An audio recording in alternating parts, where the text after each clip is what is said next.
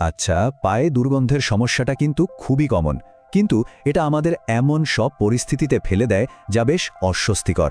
তবে একদম চিন্তা করবেন না, এই সাধারণ সমস্যার কিছু অসাধারণ আর সহজ সমাধান আছে। চলুন আজ আমরা সেগুলোই এক এক করে জেনে নিই। ভাবুন তো, অফিসেই হোক বা কোনো বন্ধুর বাসায় গেলেন, জুতো খোলার পরেই কেমন একটা অস্বস্তি কাজ করে, তাই না? বিশেষ করে যারা লম্বা সময় ধরে জুতো মোজা পরে থাকেন, তাদের জন্য এটা তো প্রায় প্রতিদিনই একটা চিন্তার বিষয়। কিন্তু আসল কারণটা যদি আমরা জেনে যাই, তাহলে সমাধান করা কিন্তু মোটেই কঠিন কিছু না। তো আজকে আমরা মোট 5টা ধাপে এই ব্যাপারটা নিয়ে কথা বলবো। প্রথমে জানবো গন্ধটা হয় কেন, তারপর দেখব রোজকার যত্নার্থী কিছু স্পেশাল ঘরোয়া টিপস, জুতো মোজার যত্ন, আর সবশেষে লাইফস্টাইলের কিছু ছোটখাটো পরিবর্তন। তাহলে চলুন একদম গোড়া থেকে শুরু করা যাক। মানে যে কোনো সমস্যা সমাধানের আগে তো তার কারণটা জানা দরকার, তাই না? আর পায়ের দুর্গন্ধের পেছনের বিজ্ঞানটা কিন্তু বেশ সহজ আর শুনতেও বেশ ইন্টারেস্টিং। আচ্ছা, আমরা কি জানি যে আমাদের এক একটা পায়ে প্রায় 2.5 লক্ষ ঘামগ্রন্থি থাকে? হ্যাঁ, সংখ্যাটা কিন্তু একদমই ঠিক। শরীরের অন্য যে কোনো জায়গার চেয়ে এটা অনেক অনেক বেশি। আর ঠিক এই কারণেই আবহাওয়া ঠান্ডা হোক বা গরম, আমাদের পা কিন্তু সারাক্ষণই ঘামে। এখন একটা মজার ব্যাপার হলো, ঘামের কিন্তু আসলে নিজের কোনো গন্ধই নেই। তাহলে প্রশ্ন হলো, গন্ধটা আসে কোথা থেকে? আসল খেলাটা শুরু হয় যখন এই ঘামের সাথে পায়ে থাকা ব্যাকটেরিয়া মিশে যায়। জুতো আর মোজার ভেতরের যে গরম আর স্যাঁতস্যাঁতে পরিবেশটা থাকে, সেটা ব্যাকটেরিয়াদের বেড়ে ওঠার জন্য একদম পারফেক্ট একটা জায়গা। আর এই ব্যাকটেরিয়াগুলো যখন আমাদের পায়ের ঘাম আর মরা চামড়াকে খাবার হিসাবে ব্যবহার করে, তখন তারা এক ধরনের অ্যাসিড তৈরি করে। এই অ্যাসিডের কারণেই ওই বাজে গন্ধটা তৈরি হয়। তার মানে মূল ভিলেন কিন্তু ঘাম না, আসল ভিলেন হলো ব্যাকটেরিয়া। আচ্ছা, এমন অনেকেই আছেন যাদের পা অন্যদের চেয়ে একটু বেশি ঘামে। মেডিকেলের ভাষায় এই কন্ডিশনটাকে বলা হয় হাইপারহাইড্রোসিস, মানে শরীর প্রয়োজনের থেকেও বেশি ঘাম তৈরি করছে। আর বুঝতেই পারছেন, এর ফলে দুর্গন্ধের সমস্যাটা আরও বেড়ে যায়।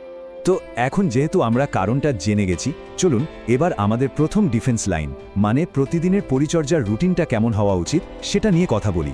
বিশ্বাস করুন, এই ছোট ছোট অভ্যাসগুলোই কিন্তু অনেক বড় পার্থক্য তৈরি করে দেয়। রোজ অ্যান্টিব্যাকটেরিয়াল সাবান দিয়ে পা ধুতে হবে। এর পরের ধাপটা সবচেয়ে জরুরি, পা একদম শুকনো করে মোছা, বিশেষ করে আঙুলের মাঝের ফাঁকা জায়গাগুলো, কারণ ভেজা জায়গাতেই ব্যাকটেরিয়া সবচেয়ে বেশি জন্মায়। এরপর একটু ট্যালকম বা অ্যান্টিফাঙ্গাল পাউডার দিয়ে নিলে পা সারাদিন শুকনো থাকবে। আর হ্যাঁ, পায়ের নখ সবসময় ছোট আর পরিষ্কার রাখাটাও কিন্তু খুব দরকার। রোজগার পরিচর্যার সাথে সাথে কিছু বিশেষ ঘরোয়া উপায়ও আছে, যেগুলো সরাসরি দুর্গন্ধ তৈরি করা ব্যাকটেরিয়াকে শেষ করে দেয়। চলুন এরকমই কিছু দারুণ কাজের ফুটসোকের কথা জেনে নেওয়া যাক। ভিনেগার কিন্তু এক্ষেত্রে ম্যাজিকের মতো কাজ করে। 4 কাপ মতো হালকা গরম জলে আধা কাপ সাদা বা অ্যাপেল সাইডার ভিনেগার মিশিয়ে নিন। এবার ওই জলে 15 থেকে 20 মিনিট পা ডুবিয়ে বসে থাকুন। ভিনেগারের অ্যাসিড ব্যাকটেরিয়াকে বাঁচতেই দেয় না। শুধু একটা কথা মনে রাখতে হবে, এরপর পা কিন্তু খুব ভালো করে মুছে নিতে হবে। আরেকটা খুব পাওয়ারফুল উপায় হলো বেকিং সোডা বা এপসম সল্ট। 1 গামলা গরম জলে কয়েক চামচ বেকিং সোডা বা আধা কাপ এপসম সল্ট ভালো করে মিশিয়ে নিন। এবার 10 থেকে 20 মিনিট পা ভিজিয়ে রাখুন। এটা ব্যাকটেরিয়ার জন্য একটা বাজে পরিবেশ তৈরি করে আর পায়ের মরা চামড়া নরম করে দেয়, মানে ব্যাকটেরিয়ার খাবারও কমে যায়। আমরা তো পা পরিষ্কার রাখলাম, কিন্তু একবার ভাবুন তো, আমাদের জুতো আর মোজাটাই যদি ব্যাকটেরিয়ার বাসা হয়ে থাকে, তাহলে তো কোনো লাভই হবে না, তাই না? তো এবার চলুন সম্ভবত সবচেয়ে জরুরি অংশটা নিয়ে কথা বলি, আমাদের জুতো আর মোজার যত্ন।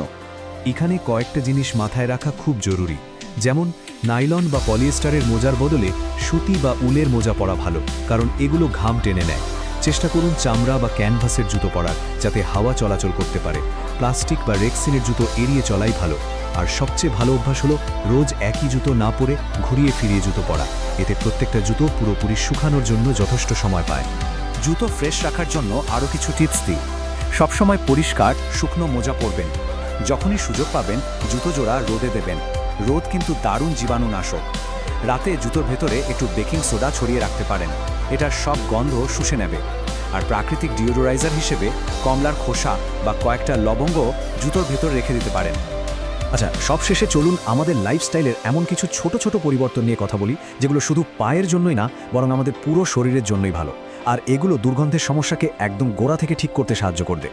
অতিরিক্ত মশলাদার খাবার একটু এড়িয়ে চললে ভালো, কারণ এতে শরীরে ঘাম বেশি হয়। যখনই পারবেন খোলা জুতো বা স্যান্ডেল পরুন, এতে পা শ্বাস নেওয়ার সুযোগ পাবে। আর যারা ডেস্কে বসে কাজ করেন তারা কিন্তু মাঝে মাঝে টেবিলের নিচে জুতোটা একটু খুলেও রাখতে পারেন, পায়ে হাওয়া লাগলে কিন্তু খুব আরামও লাগবে।